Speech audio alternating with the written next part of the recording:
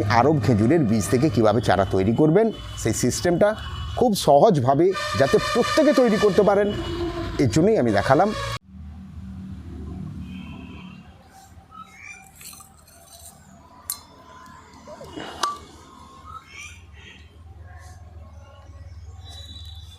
এটি হচ্ছে আরব খেজুর। এই আরব খেজুরের বীজ থেকে পারফেক্টভাবে গাছ তৈরি এবং সেই গাছকে পারফেক্টভাবে বড় করতে গেলে আপনাকে অবশ্যই দেখতে হবে মডেল নার্সারি বালিচক চ্যানেল। আপনি দেখছেন আর আমি আপনার সঙ্গে আছি প্রণব।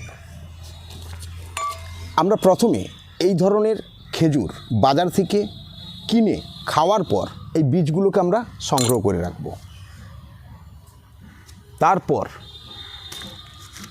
একটি পাত্রে আমরা সাদা জল নেব, যে জলটা পানীয় জল অর্থাৎ আমরা খাই, সেই জলে এই বীজগুলোকে ফেলব। ফেলার পর এই বীজগুলোকে ভালো করে আমরা ওই জলে ধুয়ে নেব, যাতে কোনোভাবে মিষ্টি অংশটা ওই খেজুরের মধ্যে বীজের মধ্যে এতটুকুও না থাকে। খুব ভালো করে ধুয়ে নেওয়ার পরে এইভাবে পরিষ্কার করে ধুইতে হবে এবং ঘষে ঘষে ধুয়ে নেবেন। ধুয়ে নেওয়ার পর এইভাবে একটি পাত্রে এঁকে রাখুন। তারপর কিভাবে এঁকে খুব সহজেই করবেন, সময়টা বলি।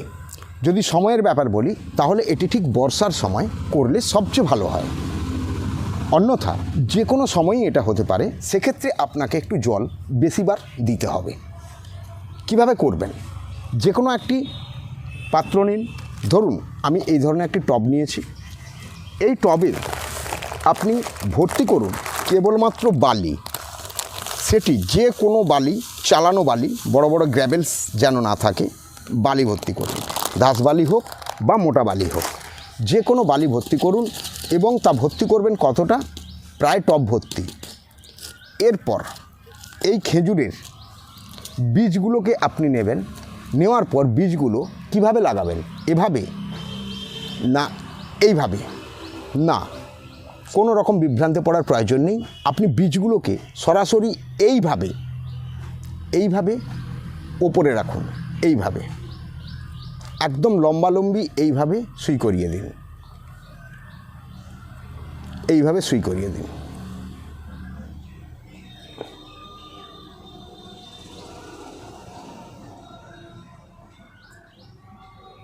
ঠিক এইভাবে খুব ভালো করে লক্ষ্য করুন, এইভাবে ফেলে দিন। আমি খুব ভালো করে দেখানোর জন্য নিয়ে যাচ্ছি সামনে, যাতে বুঝতে পারেন যে খেজুরের বীজগুলোকে কোনো লম্বাভাবেও নয়, কোনোভাবেই নয়, একদম সরাসরি শুইয়ে দেওয়া হয়েছে বালির ওপর, ঠিক এইভাবে। এরপর আপনার যে কাজ সেটি হচ্ছে অতিরিক্ত বালি ওর ওপরে 1 থেকে 1.5 ইঞ্চি ভরে দিন।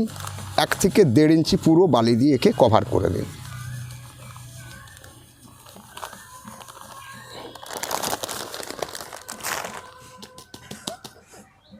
এইভাবে কভার করে দিন।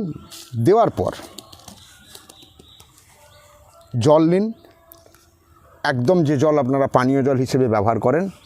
এই জল নেওয়ার পর এই জল পাত্রের ওপর একদম খুব ভালোভাবে দিন, যাতে নিচু দিয়ে একদম বেরিয়ে যাবে, সমস্ত বালি ভিজে যাবে। ভিজে যাওয়ার পর একে একটি ছাইরা জায়গার মধ্যে নিয়ে গিয়ে রাখবেন। কতদিন রাখবেন? 1 থেকে 1.5 মাস থাকবে ছায়রা জায়গার মধ্যে, এবং মাঝে মাঝেই বালিতে জল দিয়ে বালিটি ভিজিয়ে দেবেন, যেন বালিটি কোনোভাবেই শুকনো না হয়। ঠিক এইভাবে জল দিয়ে বালিটিকে ভিজিয়ে দেবেন, যাতে এই বালি কোনোভাবেই শুকনো না হয়। 1.5 মাস পর আপনি কি দেখবেন? দেখুন 1.5 মাস পর আপনি কি দেখবেন। 1.5 মাস পর আপনি দেখতে পাবেন ওই বালির থেকে এইভাবে খেজুরের গাছ তৈরি হয়েছে, যেগুলো আমি আজ থেকে 1.5 মাস আগে আরবের খেজুরের দানা আমি ফেলেছিলাম এইভাবেই, এবং সেখান থেকে যে গাছগুলো তৈরি হয়েছে আমি আপনাকে দেখাচ্ছি। যে গাছগুলো দেখুন,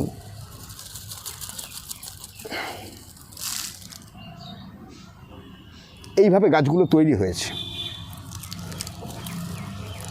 এরপর এই গাছগুলোকে আপনি যেখানে আপনার প্রতিস্থাপন করার চিন্তাভাবনা আছে, আপনি সেই জায়গাতে এই গাছগুলো লাগান এবং যত্ন করুন।